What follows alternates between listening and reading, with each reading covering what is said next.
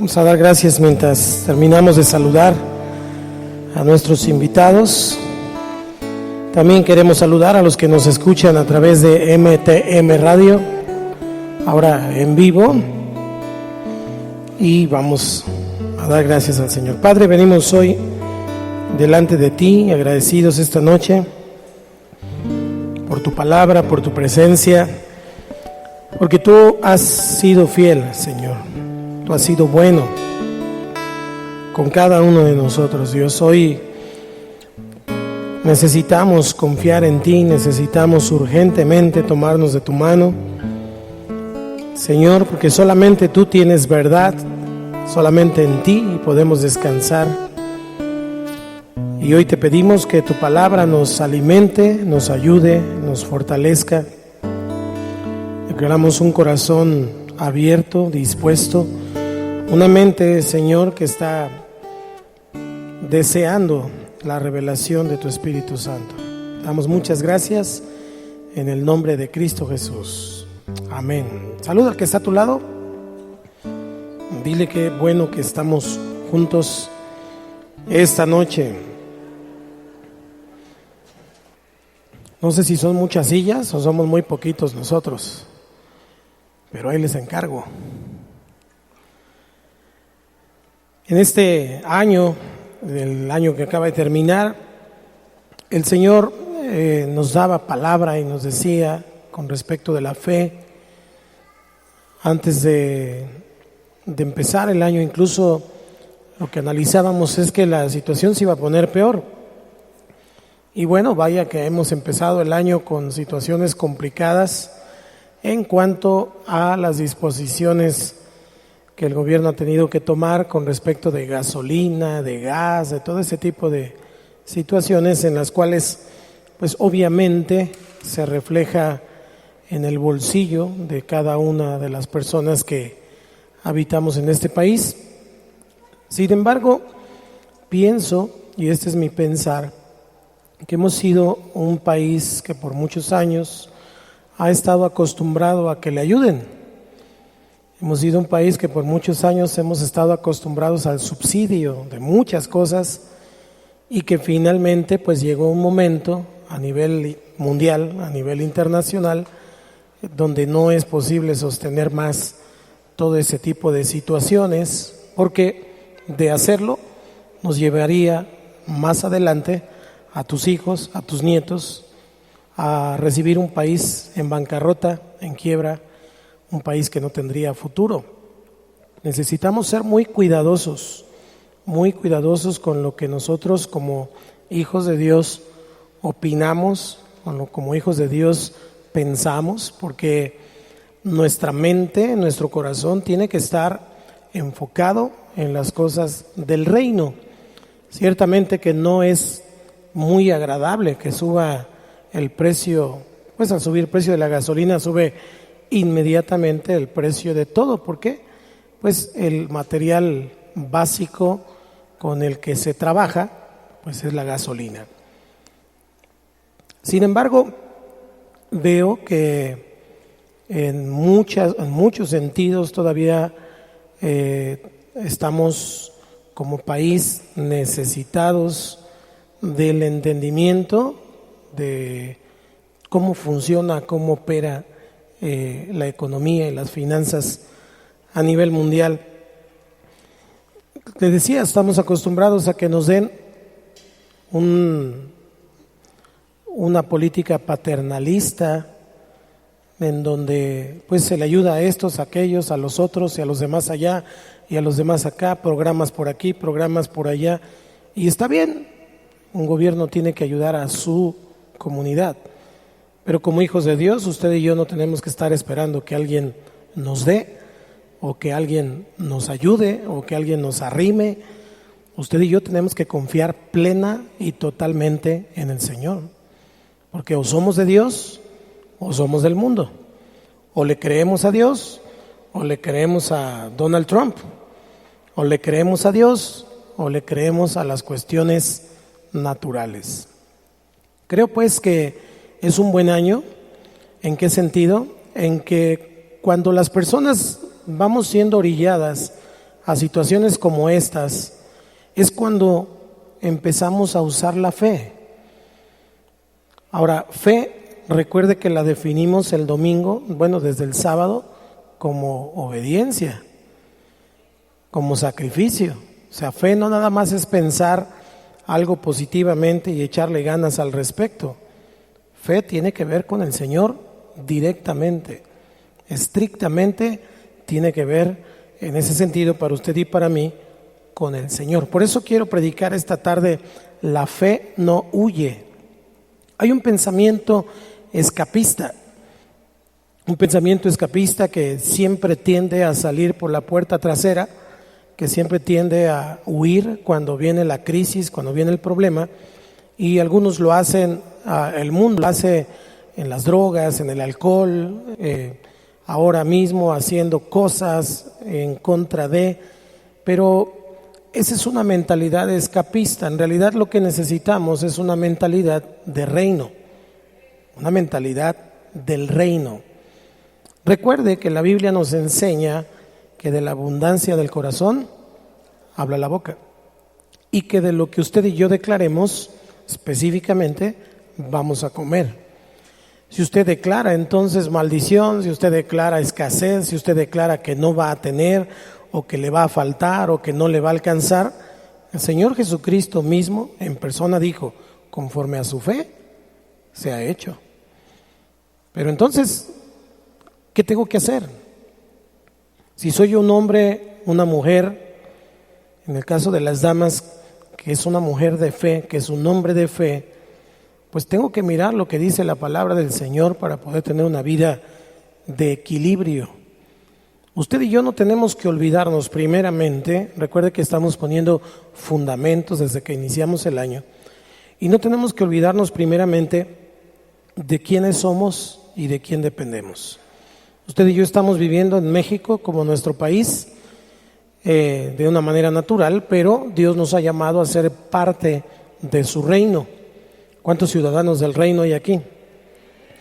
Ahora, el ser ciudadano tiene entonces que ver con ejercer los beneficios de un ciudadano.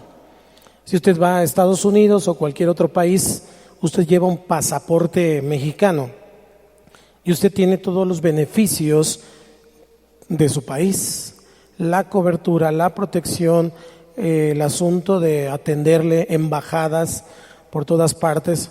Déjeme decirle esta tarde que usted ha venido a la Embajada del Cielo en Yautepec, por ejemplo. ¿Sí estamos acá? ¿Nos estamos conectando con el asunto? Nuestra mentalidad tiene que cambiar.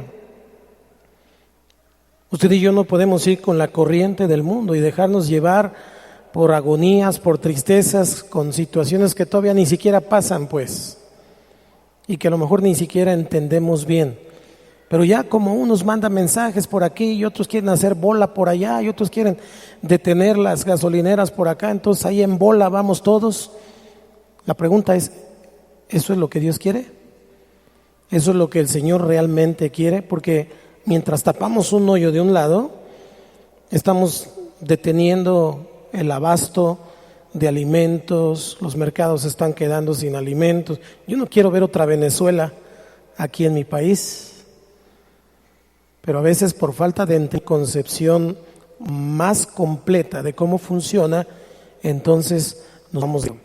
David fue un hombre que tenía un corazón conforme al de Dios, y David, su carrera fue desde un pastor que cuidaba las ovejas de su padre, un encargado del negocio familiar, por así decirlo, hasta finalmente llegar a ser el rey de la nación más poderosa en su tiempo. La nación que tenía el respaldo de Dios en medio de circunstancias terribles, de tal manera que David entonces puede tener un consejo para usted y para mí en tiempos de crisis como las que estamos viviendo.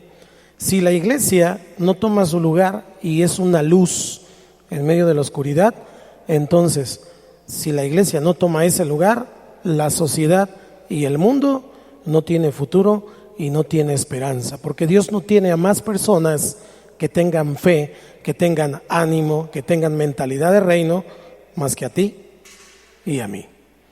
Pero si nosotros nos vamos con la corriente del mundo y empezamos a tener ese tipo de situaciones, entonces, pobre México. Yo no digo que esté bien, yo no digo que sea correcto. Lo que digo es que debemos de tener una postura del reino de Dios. Vaya conmigo, Salmo capítulo 11, versículo 1 al 3.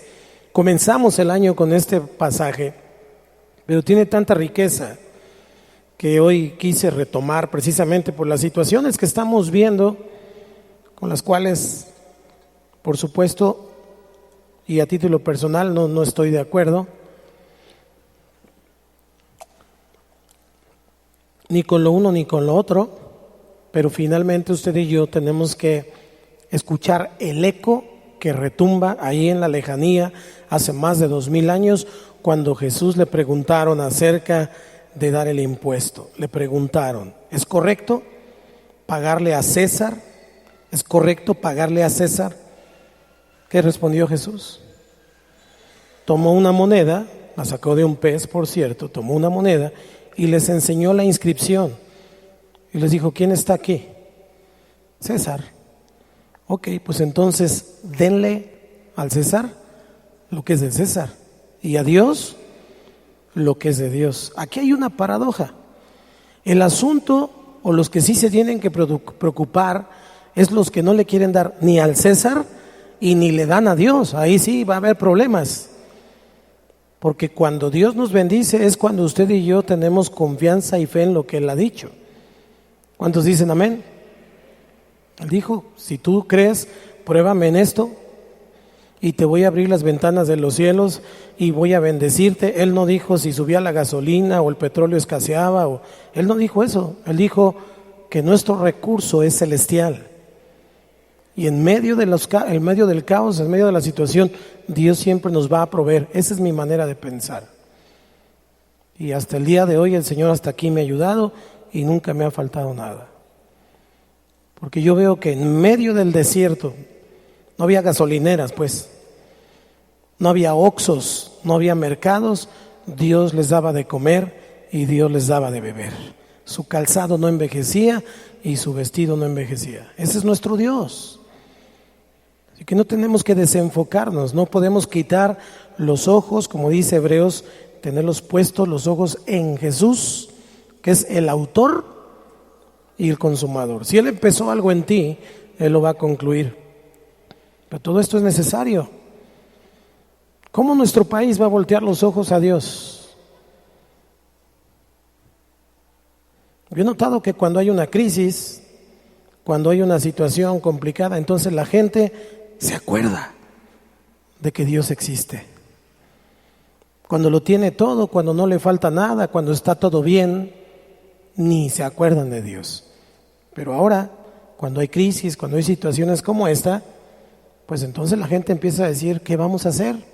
Empieza a afligirse su alma, empieza a tener un encuentro en ese sentido, y a veces tristemente es necesario que venga lo negativo, que vengan circunstancias como estas, para que las personas reconozcan que Dios existe y que lo necesitan.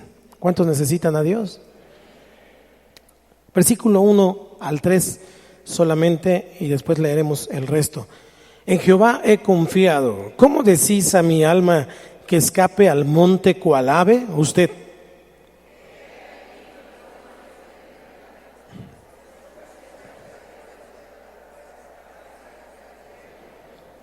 Juntos el 3.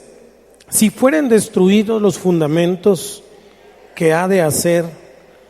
Este salmo comienza como si antes del versículo 1 hubiese un diálogo entre la gente que era seguidora de David, la gente que estaba alrededor de David. Puede ser que este salmo empezó por la época de persecución de Saúl sobre David, no está datado exactamente, o puede ser que cuando ya David era rey, su hijo Absalón se levantó en rebelión y lo persiguió. En ambos casos hay una persecución, hay una crisis, y entonces los temores de los que estaban a su alrededor, de su gente, sean sus seguidores, en el caso de que haya sido